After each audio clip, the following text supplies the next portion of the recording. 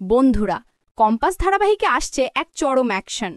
Hospital থেকে বাবাকে সরাতে গিয়ে অভিজ্ঞান দত্ত সরাসরি কম্পাসের ফাঁদে পা দিল। কিন্তু কম্পাস তার দাদুকে ভয় দেখাতে যে খেলনা বন্দুক ব্যবহার করল তা জানলে আপনি হাসবেন। অভিজ্ঞানকে উচিত শিক্ষা দিতে কম্পাস কি করল, ভিডিওটি শেষ পর্যন্ত দেখার চ্যালেঞ্জ নিন। বন্ধুরা, কম্পাস ধারাবাহিকের সকল আপডেট সবার আগে পাওয়ার জন্য ভিডিওটি লাইক করে চ্যানেলটি সাবস্ক্রাইব করে আমাদের সাথে থাকুন।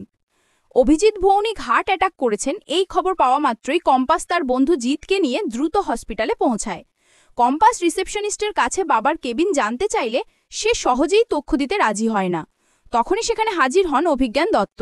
কম্পাস তার বাবার অসুস্থতার কথা জেনে গেছে দেখে অভিজ্ঞান ঘাবড়ে যায়।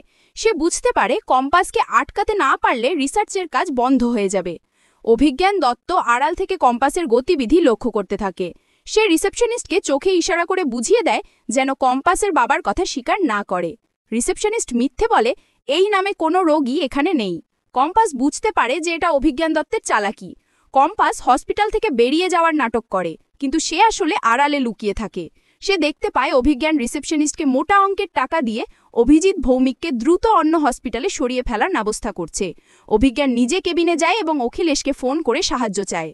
কম্পাস সবটা দেখে প্রতিজ্ঞা করে, দাদু তোমার খেলা আজ শেষ, আর আমি তোমাকে বাবার ক্ষতি করতে দেব না।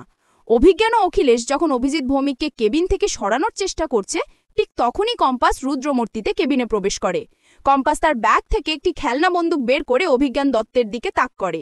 সে হুঙ্কার দিয়ে বলে, তোমার খেলা শেষ দাদু, বাবাকে নিয়ে তুমি আর এক পাও যেতে পারবে না। যদিও বন্দুকটি নকল, অভিজ্ঞান এবং অখিলেশ ভয়ে হতবাক হয়ে যায়। কম্পাস মনে মনে ভাবে এই নকল বন্দুকের নাটক করেই তাকে তার বাবাকে বাঁচাতে হবে। কম্পাসের এই নাটকীয় ধমাকে অভিজ্ঞান এবং অখিলেশ কিংকর্তব্য বিমূঢ় হয়ে পড়ে। খেলনা বন্দুকের ভয়ে তারা পিছু হটে। এই সুযোগে কম্পাস সফলভাবে তার অসুস্থ বাবাকে অভিজ্ঞান দত্তের হাত থেকে উদ্ধার করে হসপিটাল থেকে বের করে নিয়ে আসে।